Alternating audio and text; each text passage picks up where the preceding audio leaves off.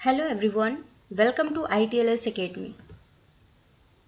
आज का हमारा लेक्चर है production and characterisation of aluminium containing adjuvants और ये इसका पार्ट 3 है। इससे पहले 2 पार्ट्स डिस्कस किए जा चुके हैं। तो पहले हम देखेंगे व्हाट इज कैरेक्टराइजेशन।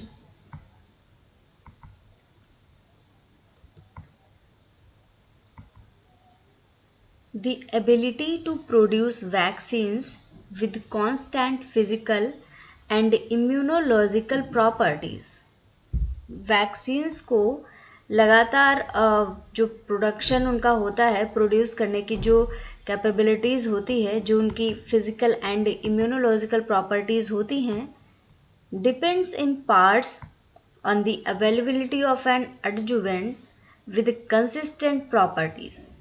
देखिएगा लाइन क्या कहना चाह रही है कि जो एबिलिटी होती है वैक्सीन्स के प्रोडक्शन की with consistent physical and immunological properties, it depends in parts on the availability of an adjuvant with consistent properties. अगर वैक्सीन की कोई भी प्रॉपर्टीज हैं, चाहे वो फिजिकल हों या फिर इम्यूनोलॉजिकल प्रॉपर्टीज हों, अगर वो आप कंसिस्टेंट रखना चाह रहे हैं तो आप जो एडजुवेंट यूज़ कर रहे हैं उस एडजुवेंट की भी प्रॉपर्टीज़ कंसिस्टेंट होनी चाहिए। उस एडजुवेंट के उस कंसिस्टेंट पार्ट पे डिपेंड करेगा कि आपकी वैक्सीन कितनी कंसिस्टेंट है।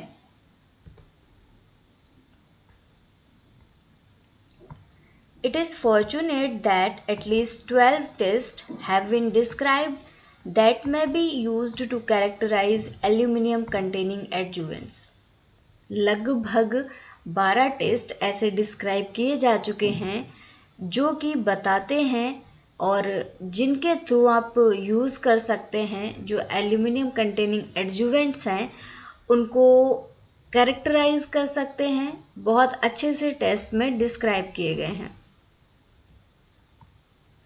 A useful framework to understand the various means of adjuvant characterization।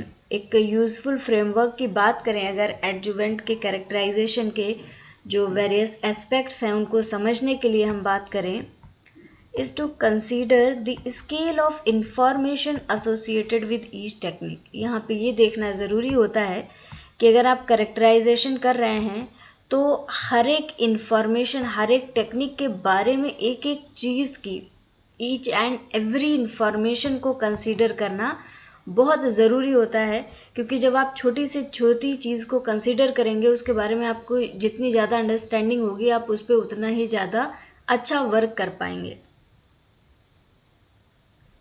Each experimental method has a time and length scale associated with it. हर एक एक्सपेरिमेंटल मेथड का एक पर्टिकुलर टाइम होता है, एक लेंथ स्केल होती है जितने टाइम में ये वर्क कर पाता है। हर एक्सपेरिमेंट एक प्रॉपर टाइम, एक प्रॉपर डे लेंथ लेता है।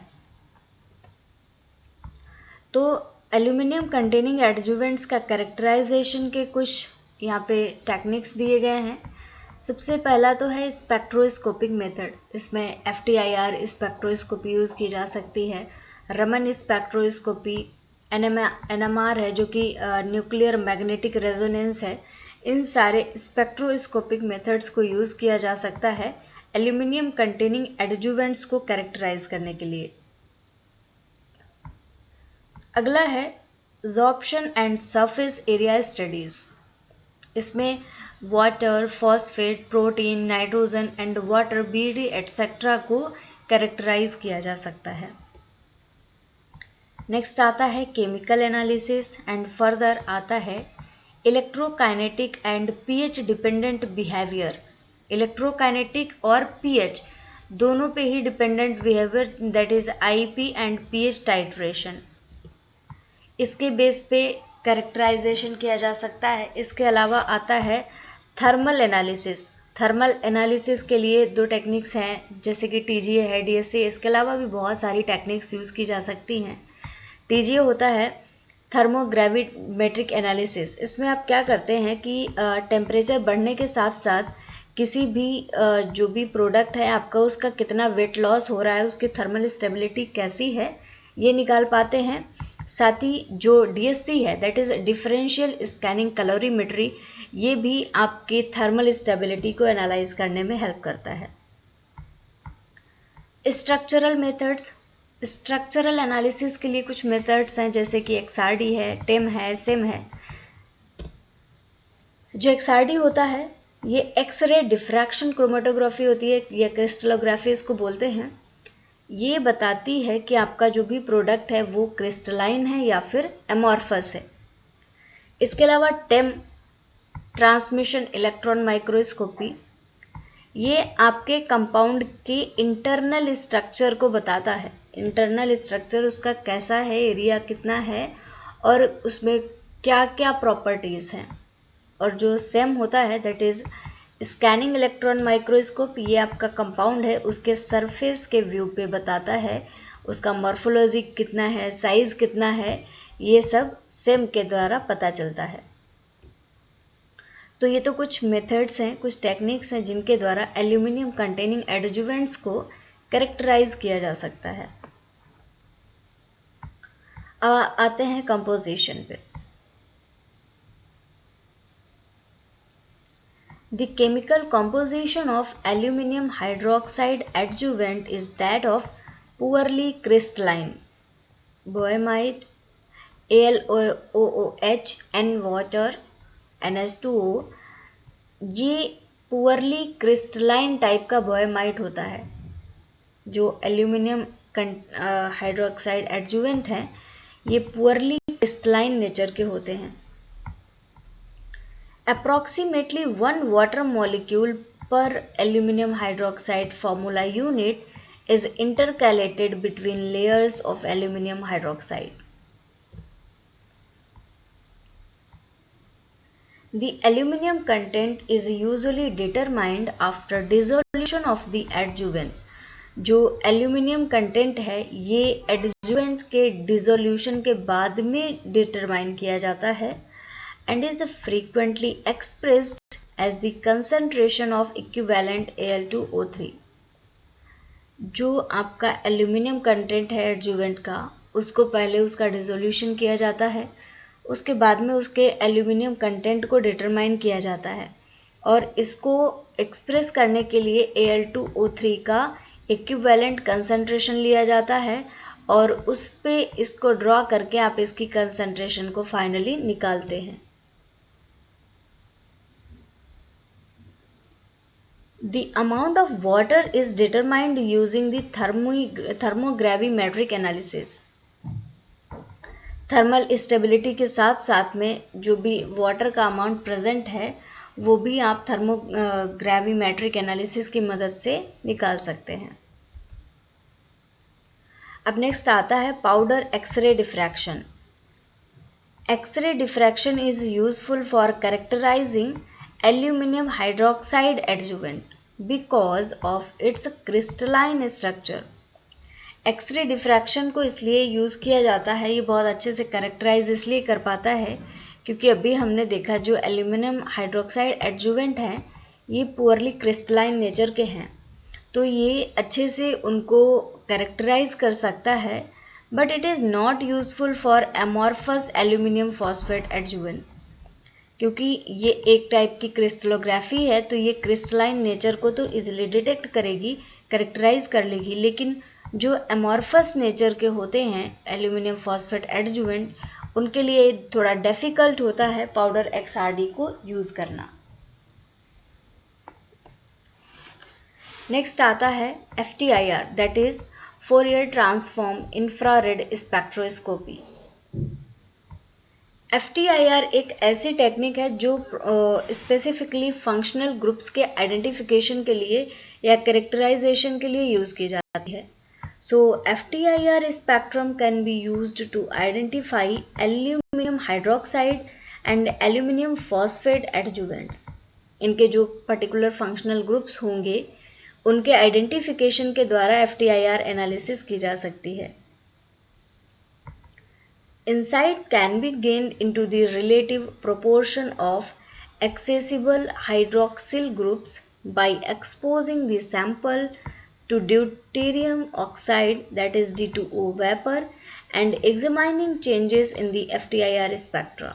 अगर इनसाइट्स देखनी है या फिर रिलेटिव प्रोपोर्शन देखना है जो एक्सेसिबल हाइड्रोक्सिल ग्रुप्स हैं, तो उनको क्या करते हैं, सैंपल्स को या हाइड्रोक्सिल ग्रुप्स को पहले ड्यूटेरियम ऑक्साइड D2O वेपर से ट्रीट करते हैं, एक्सपोज करते हैं, और फिर FTIR स्पेक्ट्रम में क्या क्या चेंजेस आए हैं उनको एक बार हम देखते हैं, तब पता चलता है कि रिलेटिव प्रोपोर्शनल जो है फंक्शनल ग्रुप्स का वो कैसा है।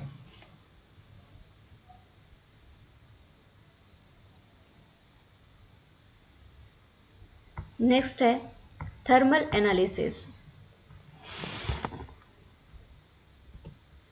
Thermogravimetric analysis of aluminum containing adjuvants provide information about the overall water and hydroxyl content of the sample।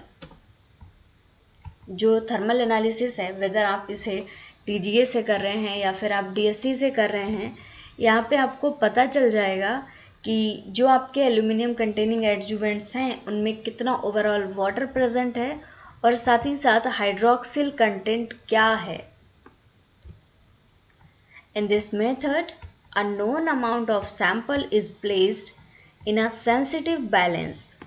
एक पर्टिकुलर अमाउंट ऑफ सैंपल लेते हैं और एक बैलेंस में, जो कि काफ़ी सेंसिटिव बैलेंस होता है, उसमें रखते हैं, and heated at a constant rate. Constant rate पे इसकी हीटिंग की जाती है। कोई भी पर्टिकुलर आपको टेम्परेचर ले लेना है, 650 डिग्री है, 750 डिग्री है, कांस्टेंट रेट पे हीटिंग करेंगे from ambient temperature to a specified temperature of generally between 1000 and 1100 degree centigrade. एक नॉर्मल टेम्परेचर रेंज लेंगे, उस रेंज से लेते हुए 1000 से लेके 1100 डिग्री सेंटीग्रेड तक आप इसको चेक कर सकते हैं कि कहाँ तक ये इसकी थर्मल स्टेबिलिटी है। The extent of mass loss and the temperature range over which this loss of mass occurs provide useful information about the sample. जितना भी मास है जो सैंपल आपने रखा है उसमें जो लॉस हुआ है और वो टेम्परेचर रेंज जिसमें ये लॉस मैक्सिमम हुआ है, इससे काफ़ी इंफॉर्मेशंस मिलती हैं और आप पता लगा पाते हैं कि आपका जो पर्टिकुलर कंपाउंड है वो किस टेम्परेचर पे डिग्रेड हो रहा है, कितना टेम्परेचर वो इजीली विदस्टैंड कर पा रहा है और कितना थर्मो स्टेबल कंपाउंड है। नेक्स्ट है TEM, transmission electron microscopy and energy dispersive spectroscopy. Transmission electron microscopy can provide valuable information about the production of aluminum hydroxide adjuvant। जो TEM है, ये प्रोडक्शन से रिलेटेड जो एल्यूमिनियम हाइड्रोक्साइड एडजुवेंट्स का production किया जा रहा है उनसे रिलेटेड वैल्यूएबल इंफॉर्मेशंस प्रोवाइड कर सकती है। One method of preparing aluminum hydroxide adjuvant is to dehydrate amorphous aluminum hydroxide। Dehydrate करना रहता है आपको जो एमॉर्फस फॉर्म में प्रेजेंट एल्यूमिनियम हाइड्रोक्साइड है, दैट इज AlOH का होल ट्राइस। अब इसको आप क्या करेंगे, डिहाइड्रेट करेंगे बाय हीट ट्रीटमेंट। इसको हीट देंगे तो इसके अंदर जो वाटर कंटेंट होगा वो रिमूव हो जाएगा और आपका एमॉर्फस डिहाइड्रेटेड फॉर्म में एल्यूमिनियम हाइड्रोक्साइड एडजुवेंट आपको मिल जाएगा। Amorphous aluminium hydroxide has a प्लेटी मॉर्फोलॉजी। इसकी कुछ प्लेटी मॉर्फोलॉजी इस तरीके से होती है एमॉर्फस एल्यूमिनियम हाइड्रोक्साइड्स की। नेक्स्ट आते हैं pH पे। The pH is useful because hydroxyl aluminum compounds develop order by the sequential deprotonation and dehydration reactions। PH क्यों यूज़फुल है? क्योंकि जो हाइड्रोक्सी एल्यूमिनियम कंपाउंड्स को डेवलप किया जाता है उनको सीक्वेंशली डीप्रोटोनेट करके और डिहाइड्रेट करके ही बनाया जाता है। तो कोई भी प्रोटोनेशन डीप्रोटोनेशन रिएक्शन हो या फिर डिहाइड्रेशन या हाइड्रेशन रिएक्शन हो तो वहाँ पे पीएच का बहुत इम्पॉर्टेंट रोल होता है। The pH and lysozyme adsorptive capacity of aluminum phosphate adjuvant decreased during aging at room temperature। जो pH और lysozyme adsorptive capacity होती है एल्यूमिनियम फॉस्फेट एडजुवेंट्स की, वो एजिंग के दौरान रूम टेम्परेचर पे कम होती जाती है। जैसे जैसे टाइम बढ़ता जाता है वैसे वैसे इनकी जो लाइसोजाइम एडजॉर्प्टिव कैपेसिटी है वो कम हो जाती है।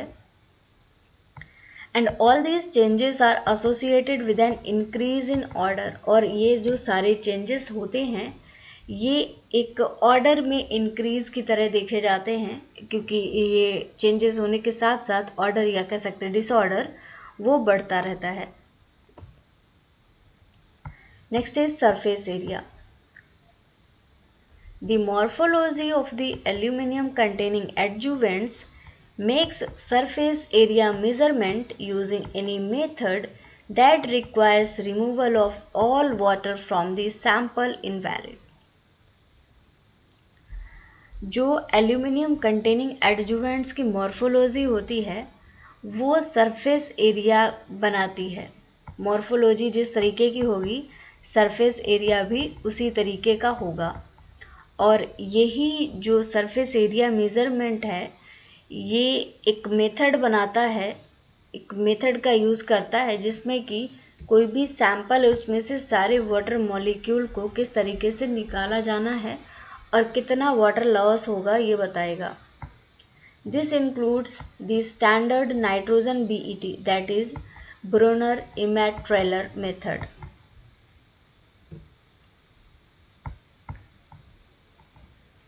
Complete removal of water irreversibly agglomerates the primary particles and aggregates।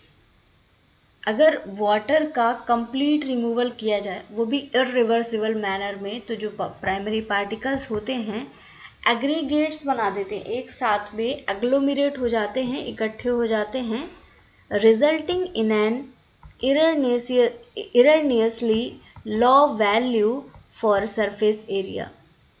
ये काफ़ी इरर वाली वैल्यूज़ मिलती हैं जो कि सरफेस एरिया की वैल्यूज़ होती हैं। तो अगर कंप्लीट रिमूवल ऑफ वाटर होगा तो सरफेस एरिया की वैल्यूज़ में भी चेंजेस और इरर्स देखने को मिल सकते हैं। Fortunately there are two methods for determining surface area that can be applied to aluminium hydroxide adjuvants. दो मेथड्स डेवलप किए जा चुके हैं जो कि एल्यूमिनियम हाइड्रोक्साइड एडजुवेंट्स के सरफेस एरिया को डिटरमाइन कर सकते हैं without any error. Unfortunately neither of these method may be used to determine the surface area of aluminum phosphate adjuvant। जो मेथड हैं वो एल्यूमिनियम हाइड्रोक्साइड एडजुवेंट के सरफेस एरिया को तो डिटरमाइन कर लेते हैं, बट अनफॉर्चुनेटली ये एल्यूमिनियम फॉस्फेट एडजुवेंट्स के सरफेस एरिया को डिटरमाइन नहीं कर पाते, और ये बहुत इंपॉर्टेंट लाइन है।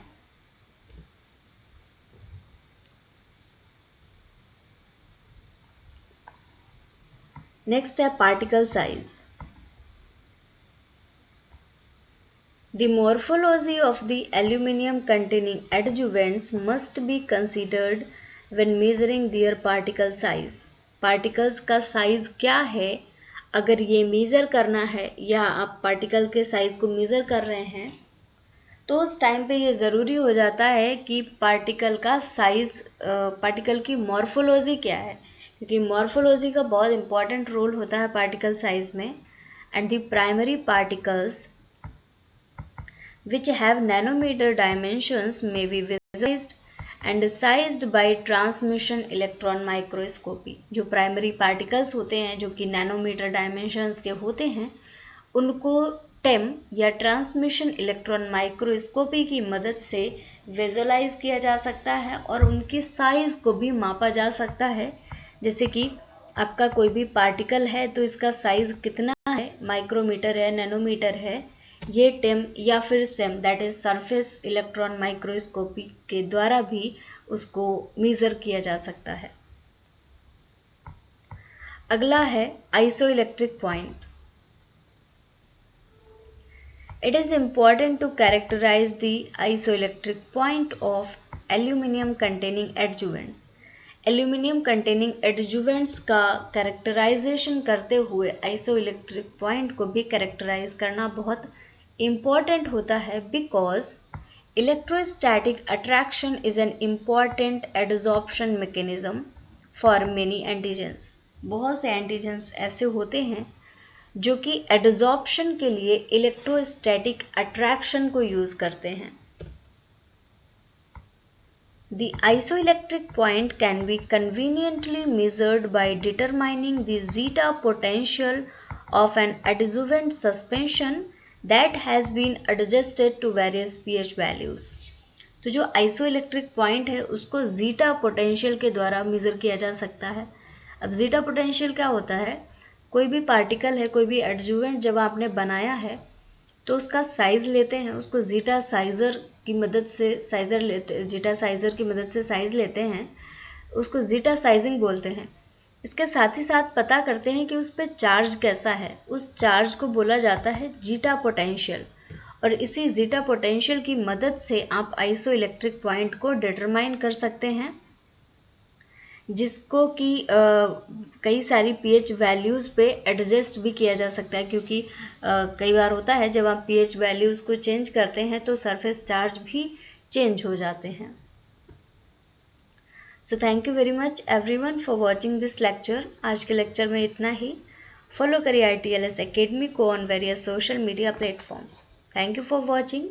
Like this video, share and subscribe to our YouTube channel. For any kind of help or query, you can call us on our helpline number 7080 833450. So thank you very much everyone. Thank you again for watching this lecture.